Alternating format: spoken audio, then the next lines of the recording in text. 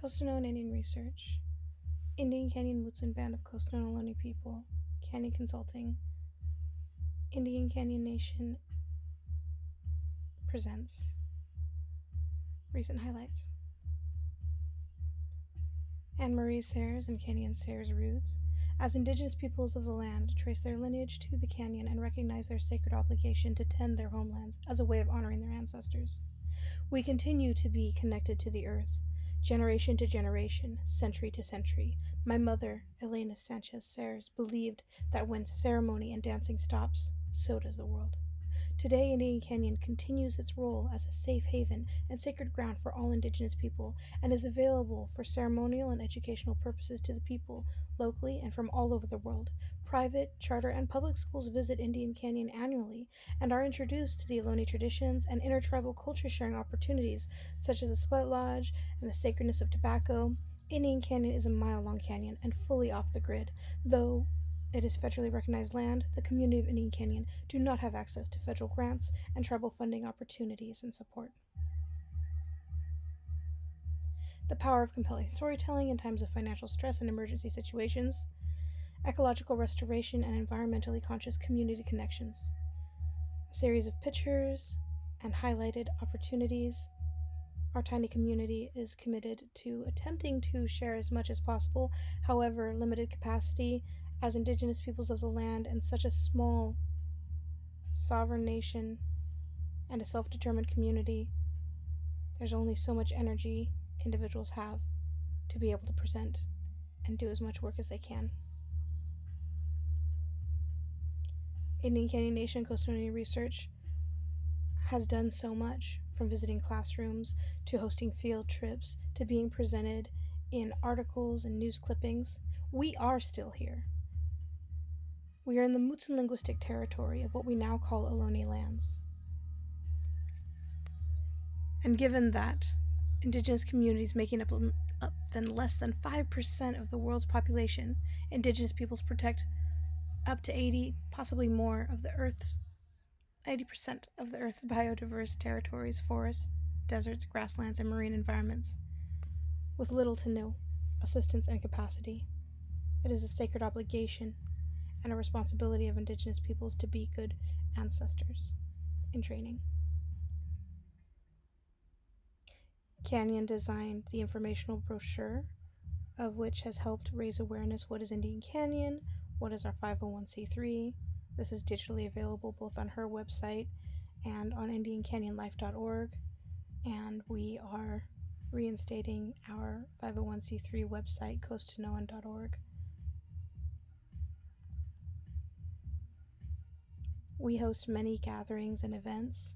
Some of the key highlights recently, post-COVID, post-pandemic times, actually even beforehand, we just happen to have had more community members dedicate their energies in, recording and committing an energy of sharing and highlighting the importance of collaborations with intersectional organizations, honoring Indigenous knowledge for climate mitigation and adaptation, cross-sectional collaboration. So some land stewardship efforts were from amazing efforts of community coming together, navigating culturally sensitive and culturally competent conversations, introductions to CEQA, traditional ecological knowledge, and just being community members, helping the land and learning from the land.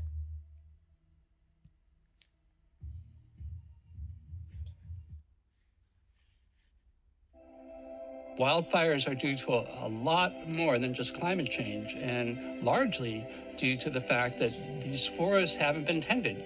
Oaks need tending. Doing nothing is not an option. We are here in Indian Canyon.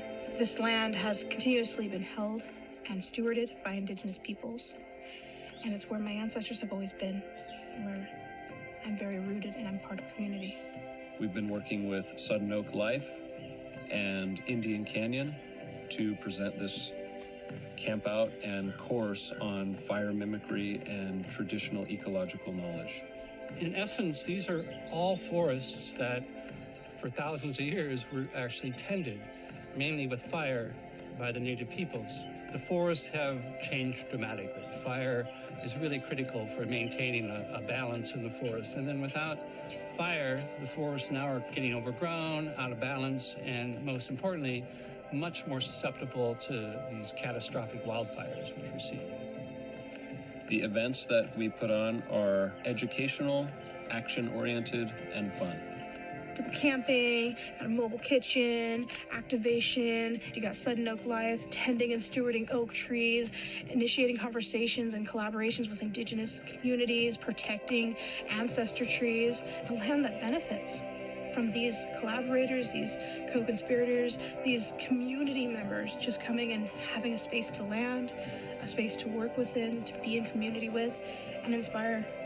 We can do something on the ground level at community scales, and we can get so much done. This is the thing to do, and it can be right here, right now. And it's the work that we have to be doing. There's really no choice. If we honor indigenous pedagogies, indigenous teachings, indigenous protocol, we can strategize sustainable futures. The beauty is that we have all the resources we need to address this problem. We really need to get out there and realize that everyone can do this work.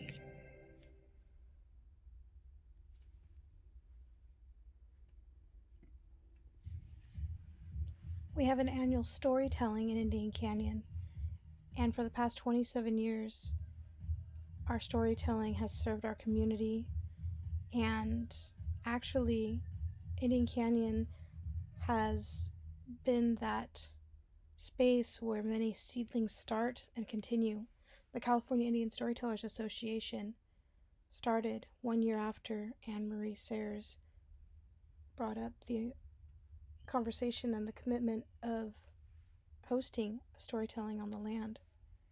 And annually, these storytellings, these celebrations of oral traditions, indigenous peoples coming together and engaging in culture sharing and song sharing and dancing and just community gathering, sharing lessons and wisdom is so very important. It's an invaluable resource. And Indian Canyon has hosted storytellings for the past, 3 decades.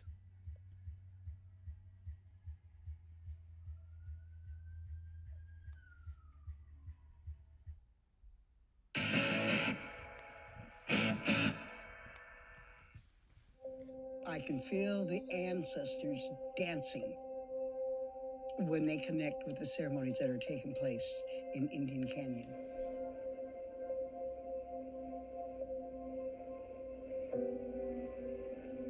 We've always been here since the beginning of time. Today is the best time for an Ohlone person to be alive since contact, because the ancestral spirits are starting to wake a lot of people up.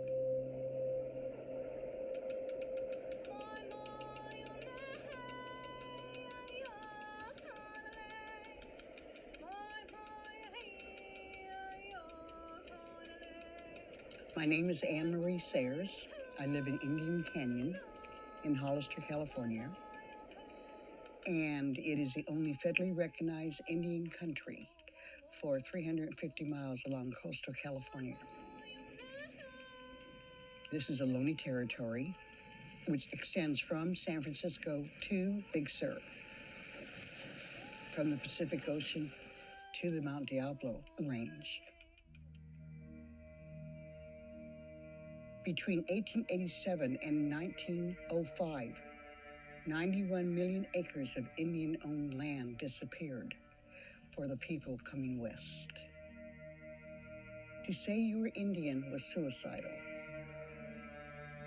And when you have a Native woman watch her husband get killed, her son get killed, she's going to tell her daughter, say you are Mexican for sheer survival. During the gold rush, there were bounties on the heads of indigenous people in California. In 1854, the U.S. government paid $5 a head for California Native peoples. The resulting genocide and diseases killed nearly 95% of all California natives by 1880.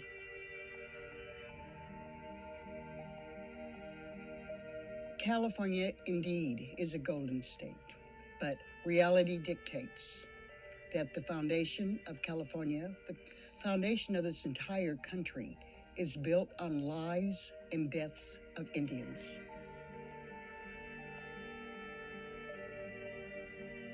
The California mission system forced the Ohlone people into servitude and set the stage for the destruction of our culture.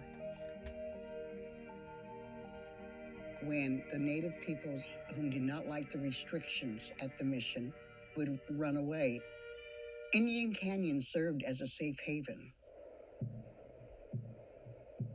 We are right in the heart of the Gavilan Mountain Range. You have to be very intimate with the area to find the canyon. Cienega Road means swamp. Ohlone people who were able to navigate into the canyon were safe during the Bounty era. When I realized the American Indian did not get the right to practice their religion freely until 1978 with the American Indian Religious Freedom Act. And I was horribly upset. And so I opened up my great-grandfather's trust allotment to all indigenous people whom are in need of traditional lands for ceremony. I am so happy you were here. There are a number of Ohlone descendants that have not healed. There's still anger there. And we have 9 sweat lodges, and I offer them to start participating in ceremony. And I'm watching slowly healing taking place.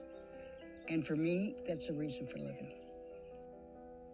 We still truly respect and honor our ancestors, particularly with all the development that has taken place in San Francisco, in Silicon Valley. Indian Canyon is sacred.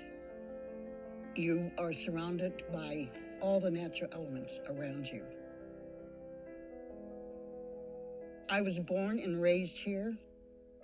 My umbilical cord is buried here in this canyon, so I will always be connected. My daughter's umbilical cord is buried here in this canyon. She will always be connected. My mother, Elena, was an extremely proud Native American woman, and she, too, lived to honor her ancestors. My mother believed when ceremonies stop, so does the earth. I want our mother, the earth, to continue, because when she decides to shake us off, she can do so with no difficulty.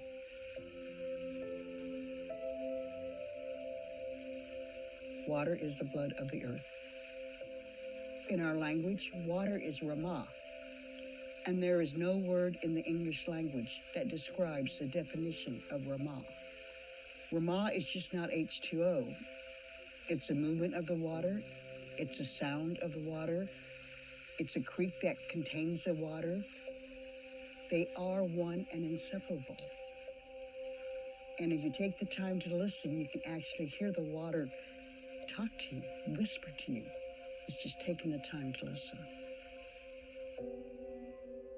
2 years ago, I was one of the initial signatories to get on the ballot so the people can decide if we want it fracking or not in San Benito County. And it was 16-1 the oil companies spent to every $1 that we were able to raise. And we won. It made national news, and there is no fracking now in San Benito County, which I'm so happy to say. I want to see truth in history. All lenses should be shared, not just a European lens. Non-Native people can learn a lot from the Native peoples that are still alive, that are still living on their lands, in a manner that is respectful. We have a gesture of reciprocity and respect and altruism. As people of the land, when we give of ourselves, it will come back. What I find so amazing is the Native peoples coming together, because then you can go forward with success. My daughter went to Standing Rock, and it was truly, truly amazing to see so many different cultures, so many different nations coming together. And that has to continue to go forward. So I encourage you to pass this around so you can smell it because it's very, very aromatic. I would like Indian Canyon to continue the educating the youth. When they connect with the earth, it is magic.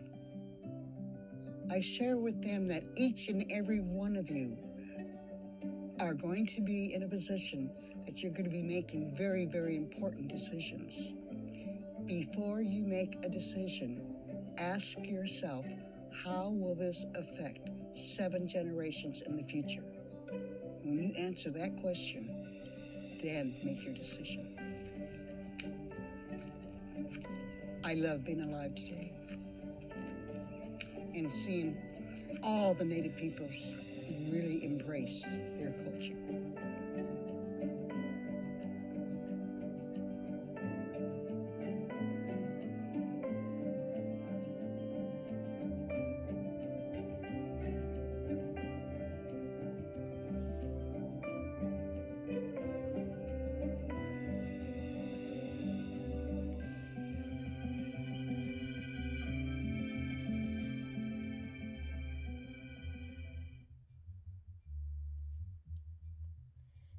Indian Canyon has a healing pool on the land, and it was carved by Shane Tonu Eagleton.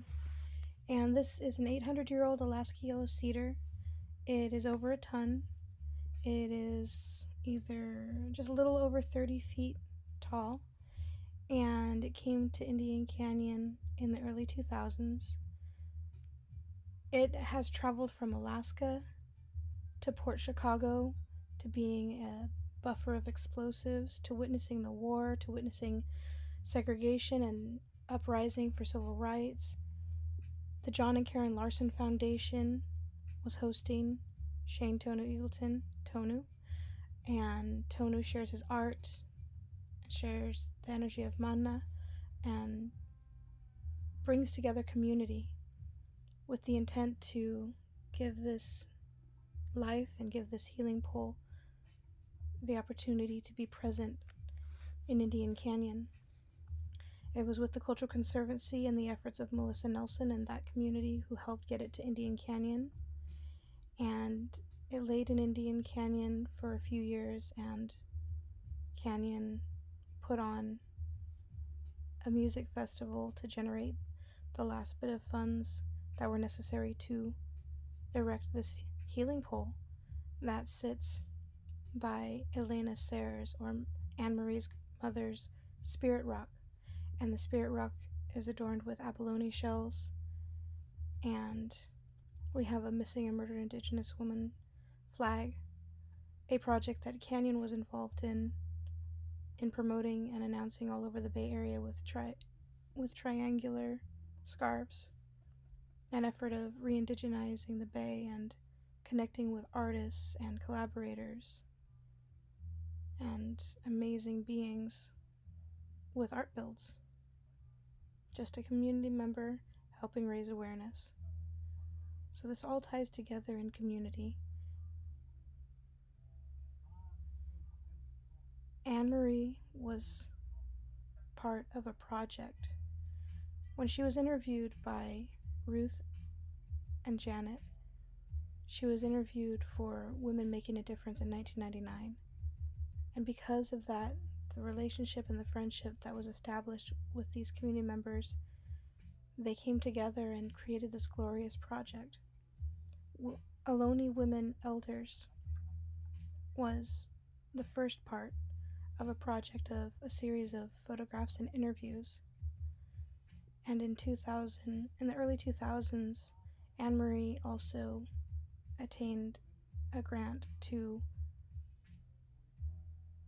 work with community in language revitalization and song revitalization and song creation and regalia making and gift making. And so we had the capacity and the resources to make honoring gifts. and with the series of interviews and photographs that Ruth and Janet collected, the Ohlone Women and Elders booklet was created to give the interviews and photographs of amazing community members the opportunity to be shared with family, and we had and hosted an event. And from that, more community members honoring their ancestry wanted to be a part of this project and wanted to be acknowledged as living Indigenous peoples, to celebrate who we are. And so another iteration came from this project, and it's Ohlone Elders and Youth Speak, honoring a California legacy and restoring a California legacy. And it was a beautiful project, of which the booklet has been shared with all of the community members who were interviewed. A series of photographs and accompanying quotes from the interviews were presented in numerous venues, from different colleges to museums to all over the Bay, at Coyote Hills East Bay Regional Park and the DeYoung. And there is more to this project that still continues to honor its legacy. And it's just another way of honoring truth and history. And the beautiful part about projects like this is there wasn't a demand or an expectation of what it should or what it would look like. The community allowed it to evolve and allowed the community members who were participating within it to help shape it and to help be of resource and consensually commit to witnessing it evolve and grow and be a part of something beautiful. Indian Canyon and Anne Marie have been interviewed and consulted,